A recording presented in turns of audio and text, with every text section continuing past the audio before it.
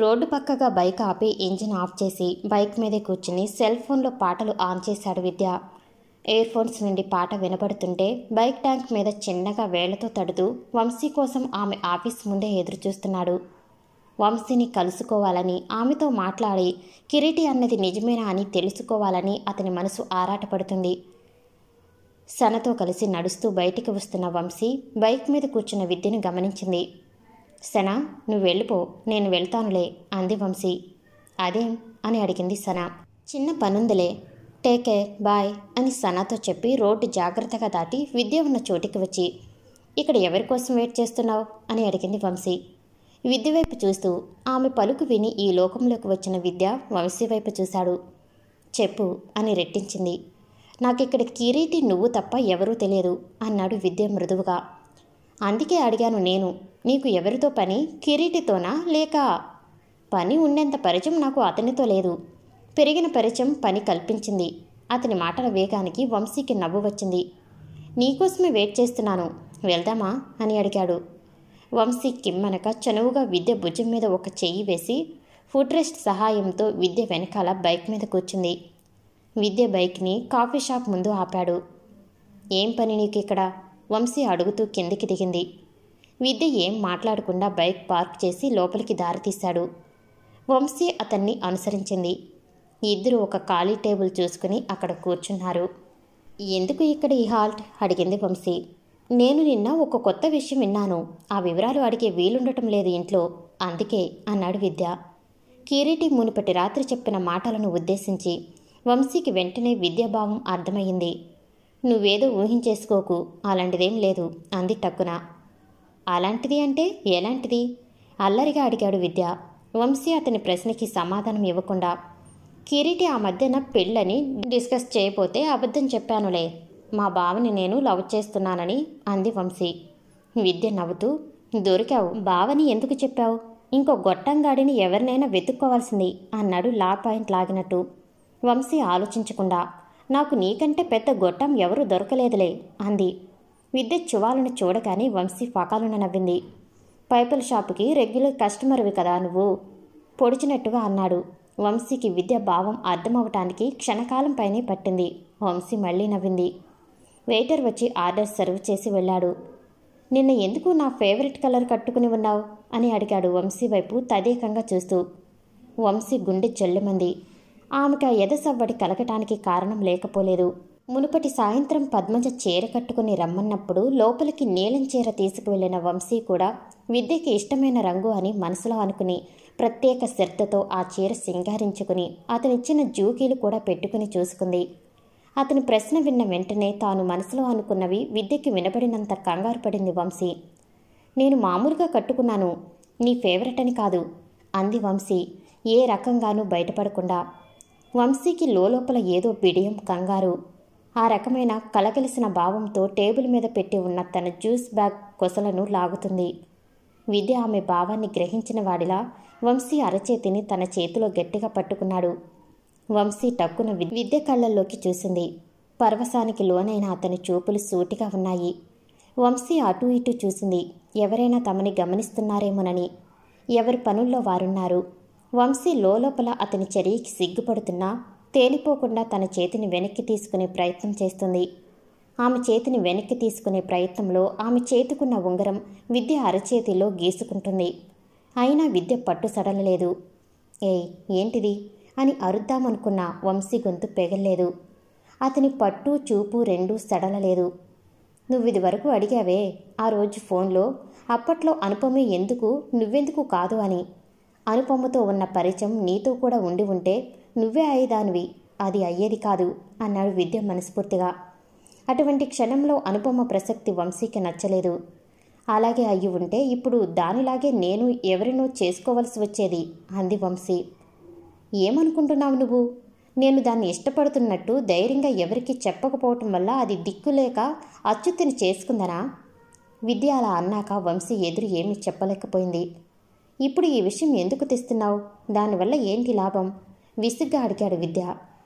నాకు నీకు మధ్య ఈ ఫీలింగ్ కంటే ముందు రిలేషన్ ఒకటి ఉంది కదా, అయినా మనం అందరిలా కలవలేకపోయాం. ఎందుకు? మా స్థితిగతులే కారణమని తెలియని దాన్ని కాదు నేను. నువ్వెన్నిసార్లు వచ్చావు మా ఇంటికి? మొన్న అనుపమ పెళ్లికి నువ్వో నేనో ఎవరు ఒకరం రాకపోయినా మన మధ్య పరిచయం ఏర్పడి ఉండేది కాదు. ఒకవేళ వచ్చినా నాకు ఈ ఉద్యోగం లేకపోయి ఉంటే అంటే ఏంటి? నీ పొజిషన్ చూసి ఏర్పడిన ఇష్టం అంటావా నాది? అప్పుడిలా కలవడాలు కలిసి ఉండటాలు కుదిరేవి కావుగా. What are you trying? విద్యలో సహనం అసహనంగా మారుతుంది. వంశీకి చిన్నతనం నుండి తమను బంధువులు దూరం చేసిన విధం అలా గుర్తుండిపోయింది. ఆ భావాన్ని తల్లిదండ్రుల వద్ద కూడా ఆమె బయటపెట్టలేదు. ఎందుచేతనో ఆమెలోనే ఉండిపోయిన ఆ బాధ ఆనాడలా బయటికి వచ్చేసింది. నేనేం ట్రై చేయట్లేదు, నువ్వన్న మాటకి బదులు చెప్పానంతే అంది వంశీ కంటిలో నీరు తిరుగుతుండగా. ఇప్పుడేమంటావు? విద్య నిర్లిప్తంగా అడిగాడు. నేనేమీ అనాలనుకోలా, అలా ఏదో చెప్పాలని నన్ను తీసుకువచ్చింది నువ్వు అంది కన్నీళ్లు అతడికి కనబడకూడదని ఏటో తిరిగి చూస్తూ. విద్య అసహనం ఆవేశంలా మారింది. ఎందుకు వంశీ అలా మాట్లాడుతుందో అతనికి అర్థం కాలేదు. వెంటనే కుర్చీ నుండి లేచాడు. ఎక్కడికి? విద్య నడుస్తుంటే అడిగింది వంశీ. ఇంటికి విసుగ్గా బదులిచ్చాడు. మరి నాకు చెప్పవా? నేనే నిన్ను తీసుకువచ్చినా నేను లేకపోతే ఏం చేస్తావు? నేను లేకపోయినా వెళ్ళగలవు కదా నువ్వు అంటూ విద్య చరచరా నడిచి బయటకు వెళ్ళిపోయాడు. అతనికి బిల్లు విషయం కూడా గుర్తులేదు. వంశీ మొదటిలో తనతో ప్రవర్తించిన విధంగానే ప్రవర్తించాడు కావాలని. వెయిటర్ బిల్ తెచ్చి టేబుల్పై పెట్టాడు. అది చెల్లించి మెల్లగా బయటికి నడుస్తుంటే మేడం వెనుక నుండి ఎవరో పిలవటం విని వెనక్కి తిరిగి చూసింది వంశీ. ఎదురుగా వెయిటర్ ఆమె వద్దకే వస్తున్నాడు. సాబే బ్యాగ్ భూల్ గయా అని విద్య బ్యాగ్ తెచ్చి ఇచ్చాడు అతను. థ్యాంక్ యూ అని చెప్పి అతను అందించిన బ్యాగ్ తీసుకుంది వంశీ. బ్యాగ్ తెరిచి చూసింది ఒకసారి. లంచ్ బాక్స్ కాకుండా మరేదో ఉంది ఆ బ్యాగ్లో. వంశీ ఆతృతతో కాక మామూలుగానే ఆ వస్తువును పైకి తీసింది. పింక్ కలర్లో ఉన్న చిన్న టెడ్డీ బేర్ అది. వంశీ కోసమే విద్య దాన్ని కొన్నాడు. ఆ విషయం అర్థం చేసుకోలేని అమాయకురాలు కాదు వంశీ. అంతలో ఆటో రావటంతో ఎక్కే కంగారులో బ్యాగ్ని బొమ్మని అలా గట్టిగా పట్టుకుని ముందుకు ఆటో ఎక్కేసింది. ఆమె అలా ఎక్కుతున్నప్పుడు బొమ్మ నుండి చిన్న శబ్దం వచ్చింది. అది ఏమిటోనని ఆటోలో కూర్చున్నాక బొమ్మని ఒక్కసారి మృదువుగా నొక్కగానే కిస్ మీ అని వినిపించింది రికార్డింగ్. వంశీ తుల్లిపడింది. ఆమె ఎక్కింది షేరింగ్ ఆటో కావటం వల్ల పక్కనే కూర్చున్న అమ్మాయిలు వెంటనే వంశీ వైపు చూశారు. వంశీ అవేమి చూడనట్టు పట్టించుకోనట్టు తల బయటికి తిప్పి బొమ్మని విద్య బ్యాగ్లో పెట్టేసింది. విద్య పట్టుకున్న చేతిని తడుముకుంటూ కూర్చుంది. ఇంటికి వెళ్లేసరికి విద్య లేడు. లక్ష్మి కానీ పద్మజ కానీ చూడకుండా విద్య బ్యాగ్ అతను ఉండే గదిలో పెట్టి బయటికి వస్తుండగా వచ్చాడు విద్య. వంశీని చూడనట్టే వెళ్ళిపోయాడు. ఆఫీసుకు వెళ్ళిన వంశీ మనసు దృష్టి పని మీద లేవు. విద్య ఆలోచనలోనే ఉంది. అతని గురించిన ఈ చింతనని ఇష్టం కాక ఏమంటారు?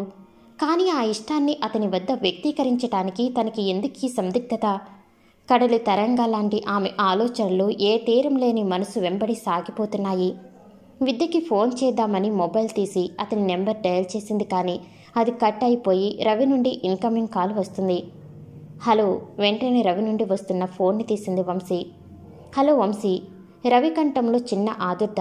అది గ్రహించిన వంశీ చెప్పండి ఆంగ్లంలో మామూలుగా అడిగింది. వంశీ మా నాన్నగారు ఐసీలో ఉన్నారు. రవి ఆంగ్లంలోనే మాట్లాడుతున్నాడు. ఏమైంది మీ నాన్నగారికి? బాగానే ఉందా అని అడిగింది కంగారుగా. Heart stroke. నేను ఈరోజు రావటం లేదు. నేను పూర్తి చేయవలసిన అసైన్మెంట్స్ ఉన్నాయి కదా, అది మీరు నా అకౌంట్ నుండి చేయగలరా? నిన్న నైట్ ఆన్సైట్ నుండి మెయిల్ పెట్టాను. సరే నేను చేస్తాను, మీరు కంగారు పడకండి. మీరు బెస్ట్ ఇచ్చినా వర్స్ట్ ఇచ్చినా క్రెడిట్ వచ్చేది నాకే. కాస్త కేర్ఫుల్గా చేయండి. రవి మాటల్లో నిజం ఉన్న వంశీకి అతని మాటలకి మండింది. కానీ తప్పనిసరి పరిస్థితి. ఏం జరిగినా మంచి పేరో చెడ్డ పేరో టీం మొత్తానికే వస్తుందని ఆమెకు తెలుసు. పైగా రవి చాలా కష్టంలో ఉన్నాడు. అతన్ని ఏమాత్రం ఇబ్బంది పెట్టకుండా జాగ్రత్తగా పని పూర్తి చేయాలని వంశీ అనుకుంది. విద్యకి ఫోన్ చేయడం విరమించుకుని పనిలో పడింది. అదేమీ ఆషామాషీగా తేలిపోయే పని కాదని పరిశీలిస్తే అర్థమైంది. ఆ పని తన వల్ల అవుతుందా అని కూడా ఆమెకు అనిపించింది. పైగా అందులో ఏ తేడా వచ్చినా రవి మీదకు వస్తుంది. కానీ జీవితంలో సమర్థతని నిరూపించుకోవాలంటే సామర్థ్యాన్ని మించిన సవాళ్ళని ఎదుర్కోవాలి అన్న నిజాన్ని ఆమె అనుభవంలో తెలుసుకుంటుంది. కలిసి వచ్చిన కాలాన్ని గౌరవిస్తూ ఎదురైన పరిస్థితులకి తలవంచి సాక్ష్య సాధనకే తను శ్రమించాలని వంశీ నిర్ణయించుకుంది. అతని వశమైన ఆమె మనసు విద్య తనను అర్థం చేసుకుంటాడని నమ్మిస్తుంది. అనుపమకి సుఖప్రసవం అయింది. ఆడపిల్ల పుట్టింది. వీసా కాల వ్యవధి పూర్తి కావటంతో సుగుణ ప్రకాశ్లు ప్రయాణమయ్యి స్వదేశం తిరిగి వచ్చారు. వారు ఇంకా తిరిగి రాకమునిపే అనుపమ దగ్గరికి ఆమె అత్తగారు మామగారు ప్రయాణమయ్యి వచ్చారు. అలా జరగాలని అచ్యుత్ ముందుగానే తీర్మానించాడు. సుగుణ వదిలి రాలేక బాధగా భర్త వెంట వచ్చింది. లక్ష్మిని కూడా తీసుకుని వెళ్ళాలి కనుక తమ సొంతూరు వెళ్లే ముందు ప్రకాష్ సుగుణ వంశీ ఉండే ఇంటికి వచ్చారు. విద్య వాళ్ళని ఇంటికి తీసుకువచ్చాడు. అన్నట్టు విద్య, ఏం నిర్ణయించుకున్నావు అని అడిగింది సుగుణ. లక్ష్మికి కోడలి భావం అర్థమైంది. ఏ విషయం అత్త? విద్య అర్థం కాక అడిగాడు. మీ అమ్మమ్మ మేము వెళ్లే ముందు అడిగారుగా వంశీని చేసుకోవటం గురించి అంది సుగుణ. ప్రకాష్ విద్య చెప్పే సమాధానం కోసం అతని వైపే చూస్తున్నాడు. వంశీ దగ్గర కూడా నిజం చెప్పనివాడు విద్య ఎవరి దగ్గర ఏం తేలలేక మౌనంగా మారాడు. అనుపమని మరవలేకపోతున్నాడని తలచి భ్రమపడిన లక్ష్మి చిన్నగా నెట్టొచ్చింది. ఏం మాట్లాడవే, టైం అడిగావు కదా, ఏం ఆలోచించావు? సుగుణ మళ్ళీ అడిగింది. ఎన్నిసార్లు అడిగినా వంశీ తన ప్రేమని వ్యక్తం చేసే వరకు అతని వద్ద ఉన్న సమాధానం మౌనం మాత్రమే. విద్య, మాట్లాడవేంట్రా? ప్రకాష్ కూడా జోడించాడు. అది కాదు మావయ్య, విద్యకి ఏ అబద్ధం చెప్పాలో తెలియక నీళ్లు నమిలాడు. నీ మనసులో ఎవరైనా ఉన్నారా? ప్రకాష్ అడిగాడు. లక్ష్మికి అనుపమ గుర్తుకు వచ్చి ఎప్పుడూ అడగవలసిన ప్రశ్న ఇప్పుడు అడిగి లాభమేమిటి మనసులో అనుకుంది. ఛీ, అలాంటిదేమీ లేదు మావయ్య, మనసులో ఉన్నది వంశీ అని చెప్పలేకపోయాడు. విద్య, నేను నిన్ను తప్పు పట్టను, కానీ అవతల ఆడపిల్ల కదా, అదెన్నాళ్ళు వెయిట్ చేస్తుంది? నీకిష్టమా కాదా చెప్పే. మేము అమెరికా వెళ్ళటం, ఇండియా రావటం, అనుపమ డెలివరీ అన్నీ అయిపోయాయి, కానీ నువ్వు ఇంకా డిసైడ్ చేసుకోకపోవటం ఏమిటి? సుగుణ అడుగుతుంటే తన వద్ద సమాధానం ఉండి దిక్కులు చూశాడు విద్య. ఇంతలో విద్య మొబైల్ మోగింది.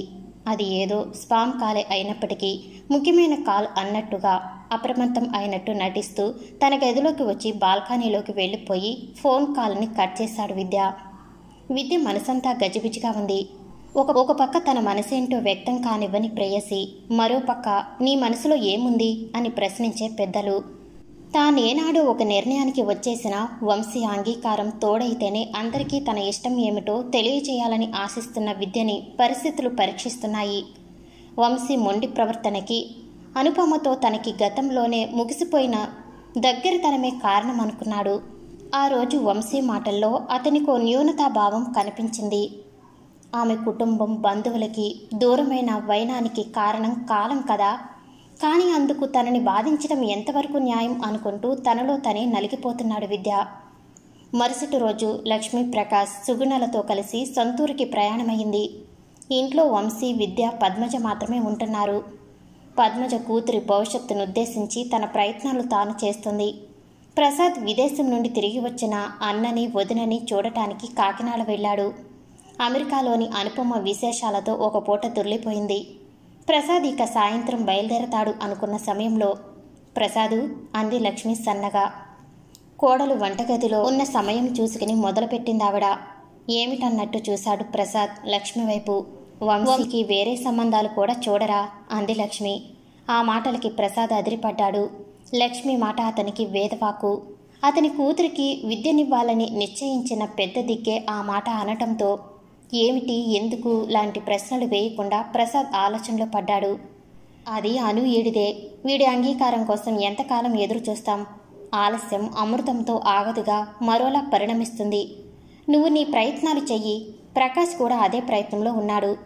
సరే పెద్దమ్మా, ఎప్పటిలాంటి వినయంతోనే తలూపాడు ప్రసాద్. పద్మజ విద్యని ఇంటికి పంపించినప్పుడు హెచ్చరించిన మాటలు ప్రసాద్కి గుర్తుకు వస్తున్నాయి. వంశీ విద్యని ఇంట ఉంచటానికి కాదన్న సందర్భం ఆయన మనసులో మెదులుతుంది. అతని జీవితంలో తొలిసారి పద్మజ చెప్తూనే ఉంది అనుకున్నాడు. వాడికి ఇష్టం అనుకుంటే మనం అందరినీ ఒప్పించవచ్చు, కానీ వీడే నోరెప్పటం లేదు. లక్ష్మి మాటల వల్ల విద్య కుటుంబంలో మరెవరికో అభ్యంతరం ఉన్న విషయం ప్రసాద్కి అర్థమైంది. అతనికి ఇంక విద్య విషయంలో ఆలోచన, ఉపేక్ష అనవసరమైనవిగా తోచాయి. సరే పెద్దమ్మా, ఇక నేను బయలుదేరతాను అన్నాడు ప్రసాద్. పద్దు, వంశీ అక్కడుంటున్నారు, నువ్వు ఒక్కడవే ఉంటున్నావు, జాగ్రత్త నానా ఆత్మీయంగా హెచ్చరించింది లక్ష్మి. ప్రసాద్ చిన్నగా నవ్వి ప్రకాష్ సుగుణలకి కూడా చెప్పి బయటికి వచ్చాడు. అతనికి తిరిగి ఇంటికి వెళ్లాలనిపించలేదు. భార్యాబిడ్డలని ఉన్నపాటుగా చూసుకోవాలని అనిపించింది. ఏమాత్రం ఆలోచించకుండా హైదరాబాద్ ప్రయాణమయ్యాడు. వంశీ విద్యలను ఆఫీసుకి పంపించేసి మునుపటి రోజు డిజిటల్ ల్యాబ్కి వెళ్ళి తను ప్రింట్ తీయించుకుని వచ్చిన వంశీ ఫోటోలను చూస్తుంది పద్మజ. అన్ని ఫోటోలు వంశీవే కావటం చేత ఇది బాగుండలేదు అని ఏ ఫోటోని అనుకోలేకపోతుంది పద్మజ. పద్దు అనూహ్యమైన సమయంలో ఆమెకు అతి దగ్గరి పరిచయమైన పిలుపు విని గుమ్మం వైపు తిరిగి ఎదురుగా కనిపించిన ప్రసాద్ని చూసి ఆశ్చర్యపడుతూ ఆనందంగా కుర్చీలోంచి లేచింది. ఏమిటిలా హఠాత్తుగా? మీ అమ్మాయికి సర్ప్రైజా అని అడిగింది పద్మజ. నిన్న రాత్రి నుండి ఏం తినలేదు పద్దు అన్నాడు ప్రసాద్. అతను అలా అనటంతోనే ప్రసాద్ స్నానానికి ఏర్పాట్లు చేసి వంట పనిలో పడింది పద్మజ. దూరంగా ఉంటున్న భర్తకి వేడిగా వండి పెట్టాలని ఆమె తాపత్రయం. ఉదయం చేసిన పదార్థాలు ఉన్నప్పటికీ మళ్ళీ వండుతుంది. ప్రసాద్ స్నానం చేసి వచ్చి ఆకలి మీద భోజనం చేశాడు. ప్రయాణ బడలిక వల్ల అలసిపోయిన శరీరం విశ్రాంతి కోరింది. హాయిగా నిద్రపోయాడు. మెదలకుండా పడుకున్న భర్తని చూస్తూ కూర్చుంది పద్మజ. ప్రసాద్కు గాఢమైన నిద్ర పట్టేసి సాయంత్రం అయితేనే కానీ మెలకువ రాలేదు. పద్మజ కావాలని వంశీకి ఫోన్ చేసి ప్రసాద్ వచ్చిన సంగతి చెప్పలేదు. మంచం మీద బద్ధకంగా కూర్చున్న ప్రసాద్కి వేడి టీ అందించింది పద్మజ. వంశీ ల్యాప్టాప్ తెలుసా అని అడిగాడు ప్రసాద్ పద్మజని. తెలుసు, ఎందుకు అడిగారు అని అడిగింది పద్మజ అర్థం కానట్టు. ఒకసారి ఇలా తెచ్చిపెట్టు అంటూ దిండు పక్కనే ఉన్న కళ్ళజోడుని పెట్టుకున్నాడు ప్రసాద్. పద్మజ ల్యాప్టాప్ తీసుకువచ్చి ప్రసాద్ ఎదురుగా ఉంచింది. టీ తాగటం పూర్తవగానే ల్యాప్టాప్ ఆన్ చేసి ప్రసాద్ ఏదో టైప్ చేయటం మొదలుపెట్టాడు. పద్మజకి ఏం చేస్తున్నాడో అర్థం కాక వెళ్ళి స్క్రీన్ కనిపించే విధంగా భర్త పక్కన కూర్చుంది. ప్రసాద్ వేలు కీస్ పైన కదులుతుండగా స్క్రీన్ మీద బయోడేటా అని టైప్ అవుతుంది. వంశీ వివరాలు ఒక్కొక్కటిగా టైప్ చేస్తున్నాడు ప్రసాద్. ఆ తర్వాత తన తల్లిదండ్రుల వివరాలు, పద్మజ తల్లిదండ్రుల వివరాలు టైప్ చేశాడు. భర్త ఉద్దేశం ఏమిటో పద్మజకి చూచాయగా అర్థమవుతూనే ఉంది. ఎప్పుడూ తానే సంబంధం మాటెత్తినా విద్య ఉన్నాడుగా అనే భర్త హఠాత్తుగా వంశీ పెళ్లి గురించి ఇలా ప్రయత్నం చేయడానికి కారణం ఏమై ఉంటుందో అంచనా వేసే ప్రయత్నం చేస్తుంది పద్మజ. మీ ఫాదర్కి ఎలా ఉంది రవి? వంశీ రవిని ప్రశ్నించింది ఆంగ్లంలో. ఆయన బాగున్నారు. ఫస్ట్ ఐసీయూలో ఉన్నారని చెప్పానుగా అంటూ ఆపాడు రవి. అవును, వంశీ కుతూహలంగా వింటుంది. సివియర్ కండిషన్, బైపాస్ చేయాలని అన్నారు రవి అంటుంటేనే వంశీ కంగారు పడింది. సెకండ్ ఒపీనియన్ కోసం వేరే హాస్పిటల్కి వెళ్ళాం. అక్కడ అలాంటిదేమీ లేదని చెప్పారు. హీఈస్ ఫైన్ నౌ, భగవంతుడున్నాడు. కొత్తగా వినిపిస్తున్న రవి మాటలకి ఆశ్చర్యపడుతూనే థ్యాంక్ గాడ్ అంది వంశీ. రవి నోటి వెంట మునిపెన్నడూ భగవంతుడి మాట విన్నది లేదు. ఈ రోజులు మామూలుగా లేవు, దారుణంగా ఉన్నాయి. డబ్బు కోసం ఏమైనా చేస్తున్నారు, ప్రాణాలతో ఆడుకుంటున్నారు అన్నాడు రవి. అతని మాటలు వంశీయే కాదు, మిగిలిన సహోద్యోగులు కూడా వింటున్నారు. అందరూ ఎవరి అనుభవాలు వారు పంచుకుంటున్నారు. అంతలో వంశీ వాయిస్ మోగింది. ఒక్కసారిగా అక్కడంతా నిశ్శబ్దం చోటు చేసుకుంది. అవతలి వ్యక్తి మాటలని వంశీ శ్రద్ధగా వింటుంది. విద్య ఆఫీసు నుండి ఎప్పటి మీద తొందరగా వచ్చేశాడు. అతను గుమ్మం దగ్గరికి వచ్చేసరికి తలుపు గడియ వేసలేదు, తెరిచే ఉంది. ఏం చేస్తున్నారు? లోపల నుండి పద్మజ మాటలు విద్యకి వినిపిస్తున్నాయి. ఏం చేస్తున్నారు? లోపల నుండి పద్మజ మాటలు విద్యకి వినిపిస్తున్నాయి. చూస్తున్నావుగా, బయోడేటా టైప్ చేస్తున్నాను అని మాట్లాడుతున్న కంఠం ప్రసాదిదిగా గుర్తించాడు విద్య. వెంటనే వెళ్ళి అతన్ని పలకరించపోయి, అది అర్థమైంది, కానీ మీరెందుకు ఇలా హఠాత్తుగా వచ్చారు? రాగానే ఏం చెప్పలేదు. ఇప్పుడు నిద్ర లేచి ఎందుకు వంశీ బయోడేటా టైప్? పద్మజ మాటలు పూర్తి చేయకుండానే అన్నాడు ప్రసాద్.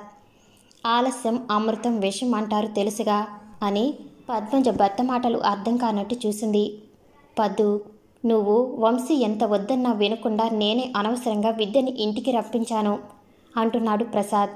వంశీకి తాను ఇంటికి రావటం ఇష్టం లేదా అనుకుంటూ ఆగిపోయి పద్మజ ప్రసాదుల మధ్య సంభాషణని వింటున్నాడు విద్య. నువ్వు నన్ను చాలాసార్లు హెచ్చరించావు, తర్వాత కూడా అన్నావు.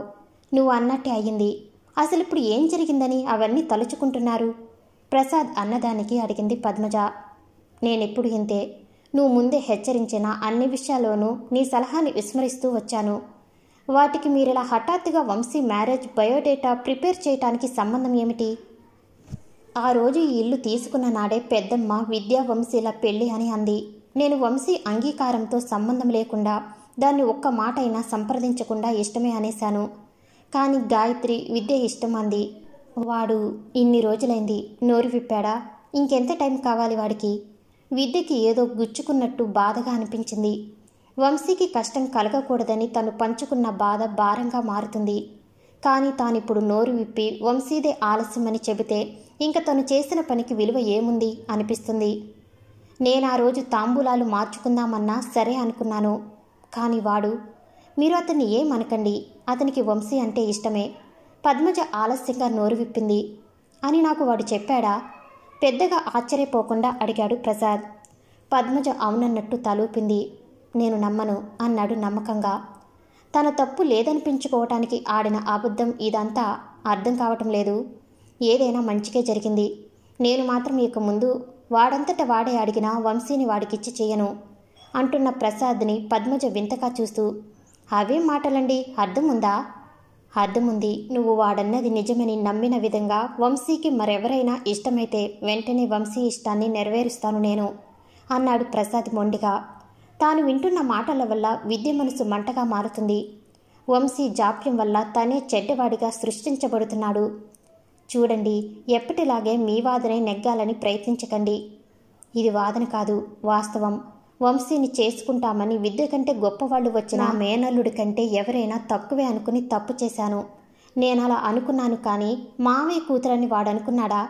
సమయం కావాలా? ఇంకెంత? వీడి అంగీకారం కోసం నా కూతురికి వయసు వస్తున్నా నేను నిరీక్షించుకుని కూర్చోవాలా? అయినా వంశీకి విద్య కరెక్ట్ కాదు అన్నాడు ప్రసాద్. అది విద్యకి వినపడటంతో అతని మనసు ముక్కలయ్యింది. చాలా తేలికగా ప్రసాద్ తనని అలా అనేయటం విద్య తట్టుకోలేకపోయాడు. ఏమండి? పద్మజ భర్తని అదుపు చేసే ప్రయత్నం చేసింది. గాయత్రి, శివరాము వచ్చి అడిగినా నేను నా కూతురిని ఆ ఇంటి కోడలిగా పంపను అన్నాడు ప్రసాద్. అతని మనసులో లక్ష్మి మాటలు నిలిచిపోయాయి. ఏదో జరగకపోతే లక్ష్మి అలా అనదని ప్రసాద్ మనసుకి గట్టిగా తెలుసు. ఏమైంది? ఏమిటి మాటలు? అత్తే ఏం చెప్పారు? చివరికి ఏదో అర్థమైనట్టు అడిగింది పద్మజ. విద్య ఇంకా అక్కడ ఉండలేకపోయాడు. అతని మనసంతా చిరాకుగా మారింది. తన మీద తాను తేలికగా వేసుకున్న నెపం తనని భారంగా శిక్షిస్తున్నట్టుగా అతనికి అనిపిస్తుంది. వంశీకి మంచి సంబంధం చూస్తాను. విద్య కంటే అందమైన వాడిని, గొప్పవాడిని ఇచ్చి వంశీ పెళ్లి జరిపిస్తాను అన్నాడు ప్రసాద్. వంశీ మరొకరిది అవుతుందన్న ఊహే సహించలేక మనసులో ఏదో వెలితిగా అనిపిస్తుంటే బాధగా మారుతున్న బాధతో చడీ చప్పుడు చేయకుండా అక్కడి నుండి వెళ్ళిపోయాడు విద్య. అతని చేతి నుండి మళ్లీ వంశీ ఫోటోలున్న కవర్ జారిపోయింది. వంశీకి తను రావటం ఇష్టం లేదన్న ప్రసాద్ మాట తరచుగా జ్ఞప్తికి వస్తుంది విద్యకి. బలహీనపడుతున్న విద్య మనసుని సందేహం బలంగా వశపరుచుకుంటుంది. నువ్వంటే వంశీకి ఇష్టం లేదు అని పదే పదే చెబుతుంది. విముఖత ప్రదర్శించినది కావాలనేనా? ఆమె తనను ఇష్టపడుతున్నదని భ్రమపడుతున్నాడేమో అని అనుకుంటున్నాడు. అందుకే తను ఆమెకి దరిచేరాలని చేసిన ప్రతి ప్రయత్నాన్ని ఆమె సాగనివ్వలేదనే అభిప్రాయానికి వచ్చేశాడు విద్య. క్షణం గడిచిపోతూ గతం గడుల్లో గుమిగూడుతున్న వర్తమానంలోకి వేదనని విద్య ఎటూ నెట్టలేకపోతున్నాడు. వంశీని హత్తుకుని ఎందుకు ఈ ఆలస్యమని ప్రశ్నించాలనుంది విద్యకి. తాను ఆమెను వదులుకోలేనని చెప్పాలని ఉంది. ఆమెకి తానిక దూరంగా ఉండలేనని తెలియచేసి దరిచేరిపోవాలని ఉంది. విద్య ఇంట్లో నుండి నేరుగా టెర్రస్ మీదకి వెళ్ళిపోయాడు. చూడండి, విద్య మనసులో ఏమున్నా వాడు మనవాడే, మనింటి పిల్లాడే. ఏం జరిగినా జరుగుతున్నా మంచికే. అర్థం లేని ఆవేశం పక్కన పెట్టి హాయిగా ఉండండి. ఏదైనా మనం మామూలు ప్రయత్నం చేస్తే పైవాడు ఫలితం సంగతి చూసుకుంటాడు చల్లగా చెప్పింది పద్మజ. వంశీ వెలిగిపోతున్న ముఖంతో ఆనందంగా ఇంటికి తిరిగి వచ్చింది. ఆమె చేతిలో స్వీట్ బాక్స్ ఉంది. ఇంట్లో ప్రసాద్ని చూడగానే ఆమె ఆనందం రెట్టింపైంది. నాన్న అని ఆశ్చర్యంగా అంటూ తండ్రిని పట్టుకుంది వంశీ. ఎలా ఉందిరా సర్ప్రైజ్? ప్రసాద్ నవ్వుతూ అడిగాడు. పద్మజ భర్తని కూతురుని చూస్తూ చూడముచ్చటగా ఉన్న వారి ఆప్యాయతని గమనించి ఆనందపడుతుంది. ఎప్పుడు వచ్చావు నువ్వు అని ప్రసాద్ని అడిగి తల్లివైపు తిరిగి, నువ్వు నాకు చెప్పలేదేంటి అని అడిగింది వంశీ. ఈరోజు పొద్దున్నే వచ్చానురా అని నవ్వాడు ప్రసాద్. మార్నింగ్ వచ్చి కనీసం నాకు చెప్పలేదా? చిరుకోపం నటించింది వంశీ. అవన్నీ సరే, చేతిలో ఏంటి? పద్మజ వంశీ చేతిలోని స్వీట్ బాక్స్ని ఉద్దేశించి అడిగింది. ఆరోగ్యం పేరు చెప్పి శరీరాన్ని నాజుగ్గా ఉంచాలని వంశీ తీపి కొవ్వు పదార్థాలు పక్కకు నెడుతూ ఉండే విషయం తల్లిగా పద్మజకి బాగా తెలుసు. హ్యాపీ న్యూస్ తీసుకోండి అంది వంశీ స్వీట్ బాక్స్ మూత తెరిచి తల్లిదండ్రుల వైపు జరిపి. ఏంట్రా విషయం? ప్రసాద్ స్వీట్ తీసి నోట్లో పెట్టుకుంటూ అడిగాడు. ఏంటి హ్యాపీ న్యూస్? పద్మజ వంశీ వీపు మీద చేయి వేసి అడిగింది. వంశీ ముఖం కాంతివంతంగా మారి మెరుస్తుంది. తను అనుకున్నది సాధించగలిగాను అనే తృప్తి వంశీ ముఖంలో స్పష్టంగా కనిపిస్తుంది. ఆమె సాధన ఫలించిన సంతోషం ఒకందుకు అయితే అది తల్లితో పంచుకునే సమయానికి తండ్రి కూడా ఉండటం మరో కారణం. వంశీ ఏం చెప్తుందో వినాలన్న తహతహలు పద్మజ ప్రసాద్లలో పెద్దగా లేవు. తమ కూతురు పెంచిన మొక్క పుష్పించినా అది వారిరువురికి గొప్ప విషయమే. నన్ను ఆన్సైట్ పంపిస్తున్నారు, వంశీ కళ్ళెగరేస్తూ చిన్నపిల్లలా ఉత్సాహపడుతూ చెప్పింది. ఏంటి? పద్మజకి ఇంకా వివరంగా అర్థం కాలేదు. నీ కూతురు విదేశం వెళ్ళబోతుంది, ప్రసాద్ భార్యకి అర్థమయ్యేటట్టు చెప్పాడు. అవునా? పద్మజకి ఒక పక్క సంతోషంగా ఉన్నా మరో పక్క కూతురు మళ్ళీ దూరం అవుతుందే అన్న బెంగ కలిగింది. ప్రసాద్ ఆనందానికి మాత్రం అవధులు లేవు. కంగ్రాచులేషన్స్ రా. పద్మజ కంటనీరు తిరుగుతుండగా వంశీ మనస్ఫూర్తిగా గుండెకి హత్తుకుంది. ఇంటికి ఎక్కడికి అని అడిగాడు ప్రసాద్. పద్మజకి కూతురికి వచ్చిన ఆ అవకాశం గొప్పగానే తోస్తుంది. ఇటీవల భారతీయులు, అందులోనూ వంశీ పనిచేస్తున్న ఉద్యోగ రంగంలో ఉన్నవారు ఉద్యోగ బాధ్యత పేరిట విదేశం వెళ్లటం సర్వసాధారణం అయిపోయినా అటువంటి వారిలో తన కూతురు ఒకటి అయినా ఆమెకు గర్వంగానే ఉంది. అందుకు కారణం వంశీ స్వయం కృషితో సాధించుకున్న అవకాశం అది అని ఆమె నమ్మకం. తమ బంధువుల్లా పెద్ద పెద్ద కళాశాలల్లో వేలుపోసి చదివించకపోయినా ఆమె కష్టపడి అవకాశాలని చేజిక్కించుకుందని పద్మజకు తెలుసు. యుఎస్ అని చెప్పి వంశీ నవ్వింది. అవునా? ఇంకేం, నువ్వు అనుపమ దగ్గరికి వెళ్ళొచ్చు అన్నాడు ప్రసాద్ ఉత్సాహంగా. నాన్న, అదేం కుదరదు. కావాలంటే సరదాకి వెళతాను. నా వర్కింగ్ లొకేషన్ వేరే చోట ఉంటుంది అంది వంశీ. ప్రసాద్ ఆనందంతో వెంటనే ప్రకాష్కి ఫోన్ చేసి విషయం చెప్పేశాడు. ప్రకాష్, శుగుణలతో పాటు లక్ష్మి కూడా వంశీతో మాట్లాడి అభినందనలు తెలియచేసింది. నువ్వొక్కదానివే అంత దూరం ఎలా వెళతావు? పద్మజ లోపల బెంగగానే ఉంది. అందరిలాగానే నేను కూడాను అని నవ్వింది వంశీ. అందరిలా అంటే ఒంటరిగానేనా? లేకపోతే నువ్వు వెళ్ళి దింపి వస్తావా ఏమిటి? ప్రసాద్ వేళాకోళంగా అన్నాడు భార్యను ఉద్దేశించి. వంశీ ఫక్కున నవ్వింది వెంటనే. ముగ్గురు కలిసి భోజనం చేశారు ఆ పూట. వంశీ వారి ఎదుట పైకి అనటం లేదు, కానీ ఆమె విద్య రాకకై ఎదురుచూస్తుంది. అతను ఆమెకు చాలా దగ్గరవాడు అనుకుంటుంది కనుక తనకి సంతోషాన్నిచ్చిన విషయం అతనితోనూ పంచుకోవాలని ఆమె మనసు కోరుకుంటుంది. భోజనం చేస్తున్నంతసేపు వీధి తలుపు వైపు చూస్తూనే ఉంది. పద్మజ, ప్రసాద్, వంశీ కొనుక్కోవలసిన వస్తువుల గురించి మాట్లాడుకుంటున్నారు. విద్య లక్ష్మి వెళ్ళిన దగ్గర నుండి వంశీతో మాట్లాడటం మానేశాడు. ఆమె వైపు కనీసం చూడటం లేదు కూడా. వంశీ మనసు విద్య పలకరింపుకై ఎదురు చూస్తుంది. అతని మెప్పుకోలికై ఆరాటపడుతుంది. తల్లి తండ్రి మాట్లాడుకుంటూ ఉంటే వంశీ మౌనంగా విద్యకి లైన్ కలిపింది. అతని మొబైల్ స్విచ్ ఆఫ్ చేసి ఉన్నట్టు తెలిసింది. వంశీ మనసులో ఉన్నపాటుగా ఏదో అలజడి చెలరేగింది. ఏంట్రా, ఏం ఆలోచిస్తున్నావు? ప్రసాద్ కూతురులోని కంగారుని గమనించి వెంటనే అడిగాడు. ఏం లేదు నానా అని వెంటనే సాగర్ ఇంకా రాలేదు అంటూ ఆపేసింది.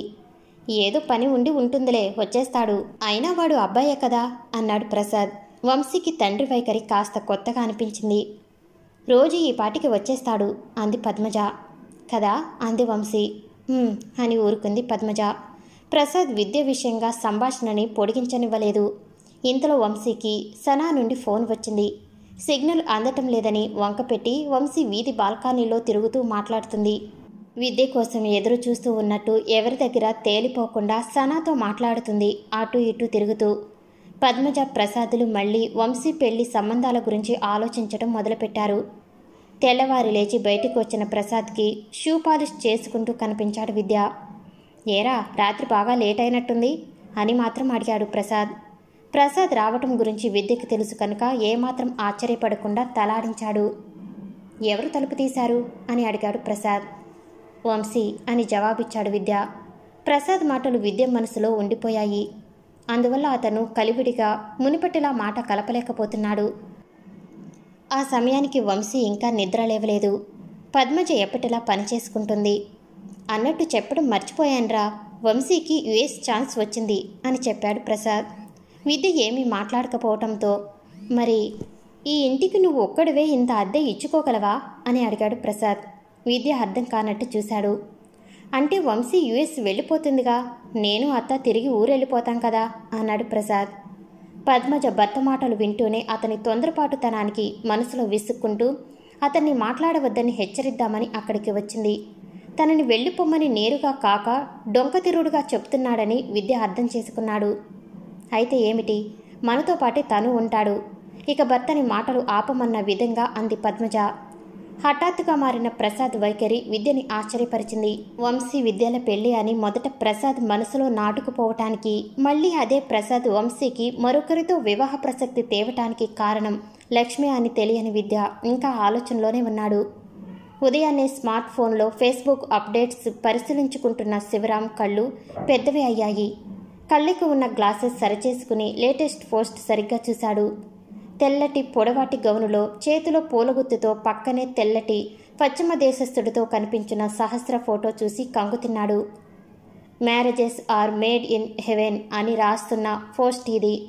కోడలుగా చేసుకోదలిచి విద్యతో సంబంధం లేకుండా ఆమెకు ఫ్రెండ్ రిక్వెస్ట్ పంపించాడు శివరాము ఒకప్పుడు. ఆమె చేసే ప్రతి పోస్ట్కి తప్పనిసరిగా స్పందించడం అతనికి అలవాటు. కానీ ఈసారి ఎలా స్పందించాలో తెలియలేదు.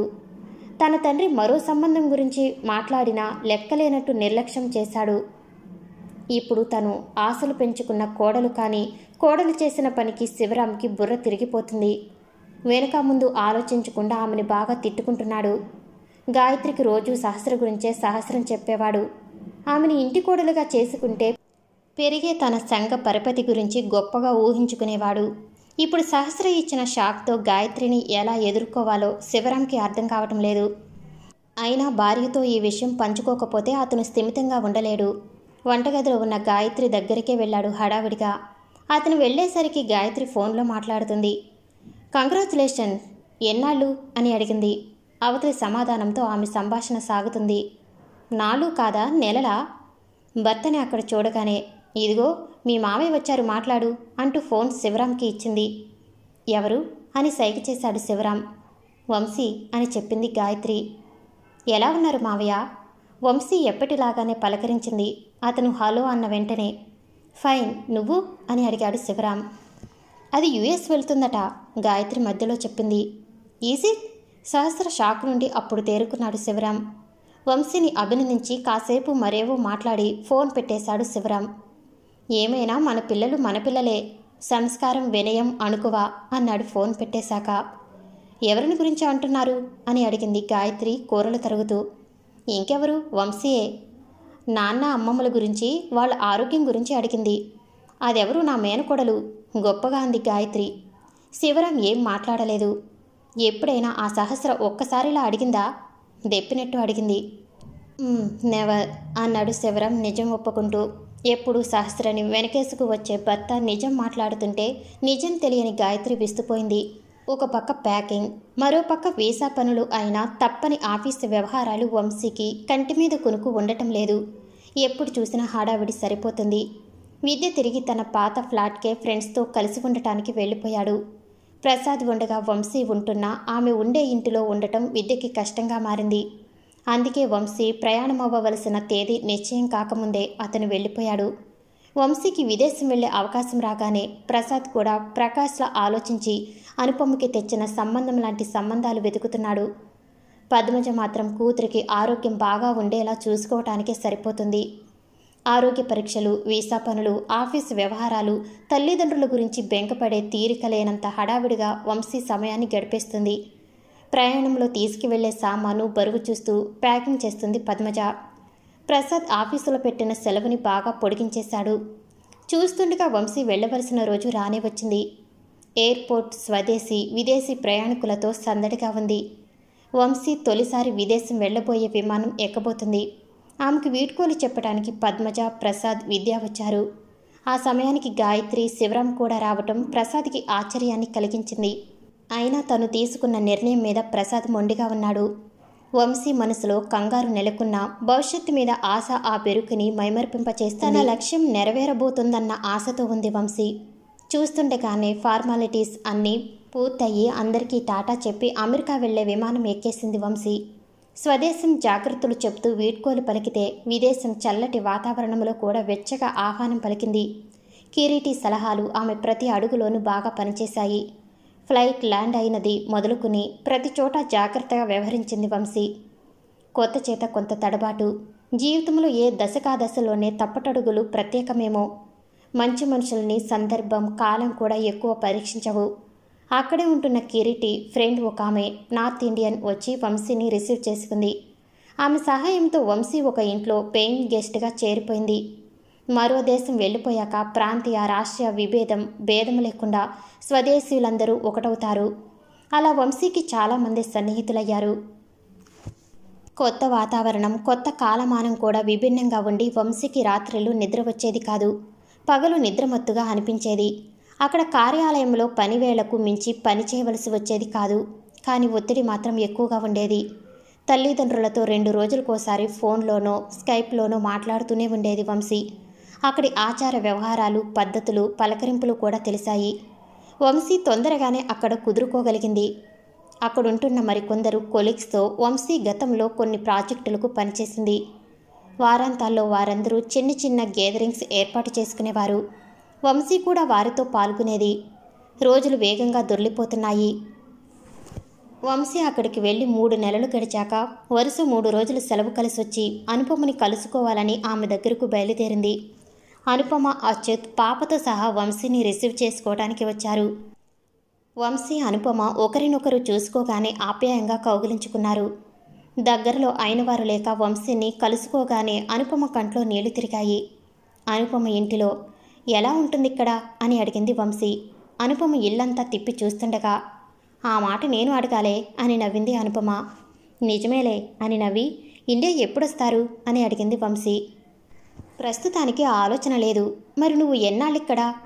ఇప్పటికైతే ఇంకో 6 months, కానీ తర్వాత ఎక్స్టెండ్ చేస్తారని అంటున్నారు. నాకు మాత్రం ఇండియా ఎప్పుడు వెళ్ళిపోదామా అని ఉంది. నీకిక్కడ నచ్చలేదా? వెళ్ళిపోవాలని ఉంది అంటే అర్థం ఇక్కడ నచ్చలేదని కాదుగా. చెంపల మీద పడుతున్న ముంగులని సర్దుకుంటూ నాకు అక్కడే నచ్చుతుంది అంది కుటుంబాన్ని ఒకసారి తలుచుకుంటూ. అవునులే, నువ్వు పని మీద వచ్చావు, పెళ్లి చేసుకుని కాదుగా అంది వంశీని కన్ను తిప్పకుండా చూస్తూ. పాపని అచ్యుత్ మీద వదిలేసి ఇద్దరూ కబుర్లలో పడ్డారు. కిరీటి ఎలా ఉన్నాడు? అల్లరిగా నవ్వింది అనుపమ. బాగానే ఉన్నాడు అంది వంశీ నవ్వకుండా. నీతోనా? కొంటే అర్థం ధ్వనించేటట్టు అడిగింది అనుపమ. వంశీకి ఆమె భావం అర్థమయ్యి వెంటనే తన ఫోన్ నుండి మెయిల్ ఓపెన్ చేసి కిరీటి మెయిల్తో పాటు పంపించిన అటాచ్మెంట్ చూపించింది. అది కిరీటి పెళ్లి శుభలేఖ. అనుపమ అది చూసి ఆశ్చర్యపోయింది. తన పెళ్లి అయిపోయింది అని చెప్పింది వంశీ. అవును, బావకి నీకు పెళ్లి అనుకున్నారు అంది అనుపమ. ఒకప్పుడు విద్యని పెళ్లాడటం తన కలగా భావించే ఆడపిల్ల నోటి నుండి విద్యతో తన పెళ్లి అనే ప్రస్తావన రావటం వంశీకి ఇబ్బంది కలిగించింది. వంశీ ఏం మాట్లాడలేదు. తను ఇక్కడికి వస్తున్నప్పుడే ఇటువంటి అంశం మాటల్లోకి వస్తుందని వంశీ ఊహించింది. విధి ఎందుకు నోరు విప్పటం లేదు నీకు తెలుసా అని అడిగింది అనుపమ శ్లేషతో. కెరీర్ గురించని అన్నాడట అంది వంశీ. అన్నీ తెలిసినా. నా మొహం కెరీర్, నా అప్పుడు ఇంతే, వాడు వేస్ట్, నీకసలు రైట్ మ్యాచ్ కాదు. నీకు మా విషయాలు తెలిసి నువ్వు ఇబ్బంది పడుంటావు. అయినా నువ్వు నోరు విప్పలేదట. ఇప్పుడు బామ్మ ప్రెజర్ కూడా లేదుగా. నీకే బెంగా లేదు. తనకి తన గురించే తప్ప తనని నమ్మిన వాళ్ళ గురించి పట్టింపు ఉండదు. నువ్వు ఊరుకుంటున్నావు అంటే కిరీటి విషయంలో ఏమైనా ప్లాన్సా అనుకున్నాను. నీకు జాబ్ ఉంది, అందులోనూ నువ్వెక్కడున్నావు. అమెరికాలో ఉండే తెలుగు అమ్మాయిలు కావాలని మన కమ్యూనిటీ వాళ్ళే చాలామంది మ్యాచెస్ వెతుకుతున్నారు. వాడిని అలాగే ఉండని పెళ్లి కాకుండా అంది కసిగా. వంశీకి విద్య గురించి అనుపమ అలా అనటం నచ్చలేదు. అనుపమ ఏదో మాట్లాడుతూనే ఉంది. వంశీ ఆలోచనలు వెనక్కి వెళ్ళాయి. ప్రసాద్ ఇంటికి వచ్చిన రోజు రాత్రి సనాతో మాట్లాడుతూ విద్య కోసం ఎదురు చూస్తున్న సందర్భం గుర్తుకు వచ్చింది. ఆ రోజు విద్య సమయం మించిపోతున్నా ఇంటికి రాలేదు. వంశీ మనసుకి ఎంతో కంగారుగా అనిపించింది. తల్లి తండ్రి నిద్రలోకి జారుకున్నా ఆమెకి నిద్ర రాలేదు. అతని ఫోన్ ఇంకా స్విచ్ ఆఫ్ అని వస్తూనే ఉంది. వంశీ అలజడి అధికమవుతున్న మనసుతో చడి చప్పుడు చేయకుండా తలుపు తీసుకుని బయటికి వచ్చింది. ఎవరికోసం చూస్తున్నారమ్మా? వాచ్మెన్ అటుగా వెళుతూ ప్రశ్నించాడు. వంశీ చెప్పటం ఎందుకని మనసుకు అనిపించినా మా బావ గురించి అంది. ఆయన టెర్రస్ మీద ఉన్నారుగా, అసలు తను ఇంటికే రాలేదు. లేదమ్మా, సాయంత్రమే వచ్చేశారు. నేను గేట్ దగ్గరే ఉంటానుగా, ఇప్పుడే ఆయన్ని పైన చూశాను అని చెప్పాడు. వంశీకి కాస్త కంగారు తగ్గినట్టు అనిపించింది. థ్యాంక్స్, నువ్వు వెళ్ళు అని చెప్పింది. వాచ్మెన్ రోజులాగే అన్ని ఫ్లోర్లు చూసుకుంటూ కిందికి వెళ్ళగానే వంశీ వెంటనే లిఫ్ట్ ఉందన్న సంగతే మర్చిపోయి పరుగులాంటి నడకతో మెట్లు ఎక్కి టెర్రస్ మీదకి చేరుకుంది.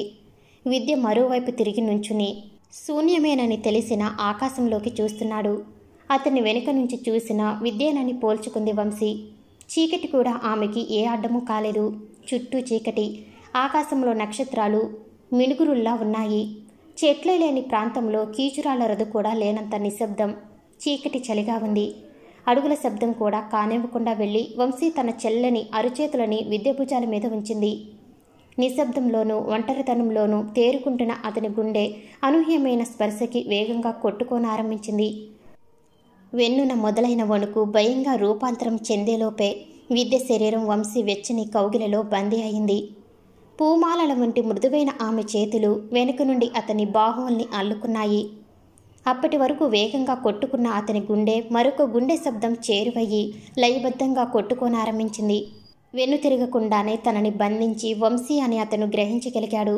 ఆ చర్య అతని పట్ల ఆమెకున్న సున్నితమైన భావాన్ని రూఢీ చేస్తూ దృఢపరిచింది. అప్పటిదాకా అతని కనులలో అశ్రువులుగా దాగి ఉన్న నీరు ఆనందంతో అవధి దాటింది. ఆ క్షణం అతని మనసులోని సందేహాలన్నీ మాయమైపోయాయి. ఇక దూరాన్ని తట్టుకోలేనని అప్పటిదాకా దుఃఖించి ఆమె చేరువకై ఆరాటపడిన అతని మనసు ఆనందం నింపుకుంది. అంతలోనే విద్య చటుక్కున వెనుతిరిగాడు. ఆ చీకటిలో అరమోడ్పులైన ఆమె కన్నులు అతనికి కనబడలేదు. చుక్కల ముంగిట్లో చెలి సమక్షంలో అంటూ విద్య మనసు భావుకతకి లోనయ్యింది. విద్య ఆమెకి మరింత దగ్గరగా జరుగుతూ ఒడిసి పట్టుకున్నాడు. లక్ష్యాన్ని చేరుకున్నాను అనుకున్నాక వంశీ విద్యకి దూరంగా నిలవలేకపోయింది. వంశీ చేతులు విద్య మెడను అలంకరించాయి.